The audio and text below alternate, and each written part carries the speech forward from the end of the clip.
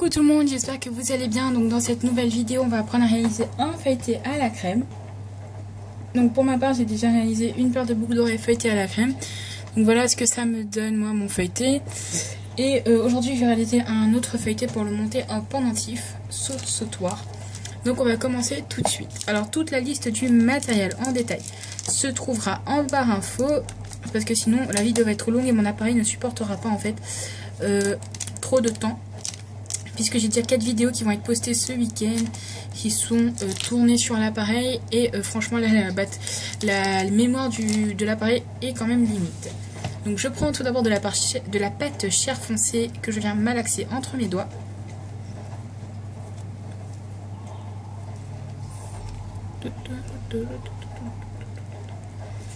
Ensuite je fais une boule avec la pâte chair foncée quand elle est bien malaxée, et je vais venir faire un boudin.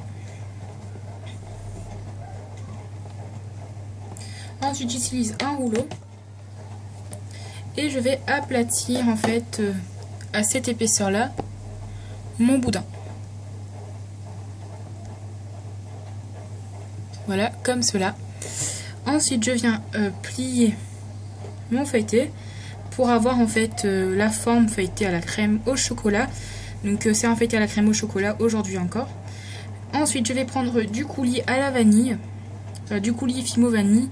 Donc le coulis là je l'ai réalisé quand j'ai fait mes boucles d'oreilles, et du coup j'en avais encore, je pouvais pas vous montrer comment faire si j'en ai encore, c'est du gaspillage.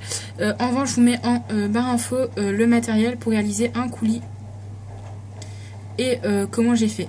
Donc personnellement moi je malaxe en fait la Fimo entre mes mains, donc là c'est de la Fimo vanille, donc je prends à peu près une demi-barre et je malaxe entre mes mains. Ensuite je mets dans un récipient donc qui se ferme parce que je conserve les coulis, et après je mets de la Fimo liquide et puis je mélange.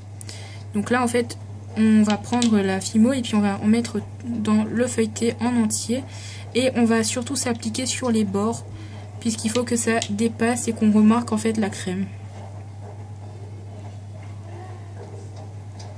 Donc comme vous voyez là, on en met vraiment beaucoup sur les côtés et on n'en met pas un tas sur l'intérieur.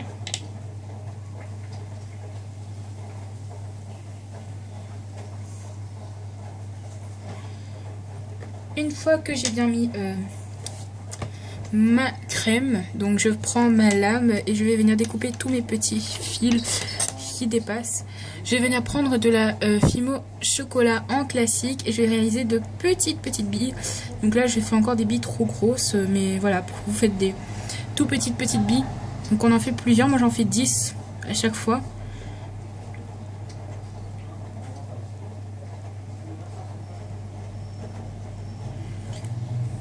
Pourquoi 10? Parce que tout simplement j'avais acheté un feuilleté en fait devant mon collège, et j'avais compté le nombre de pépites de chocolat qui se voyaient, et donc moi j'en avais vu 9. J'avais 9 pépites qui se voyaient.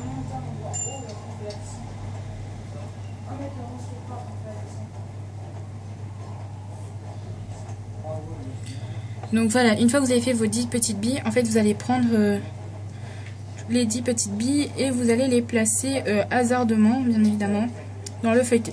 Donc placez-en un maximum sur les côtés, n'en placez pas beaucoup à l'intérieur, parce que l'intérieur, vu que le feuilleté est plié, ça se voit pas. Moi je travaille le feuilleté ouvert parce que je trouve ça mieux. Mais si vous travaillez comme moi avec feuilleté ouvert, ne vous trompez pas et ne mettez pas de petites billes à l'intérieur. Une fois que c'est fait, on va venir refermer le feuilleté, et pour lui donner un aspect réaliste, on appuie. Après, à l'aide d'une lame, bien évidemment, on va venir en fait travailler tout ce qui dépasse.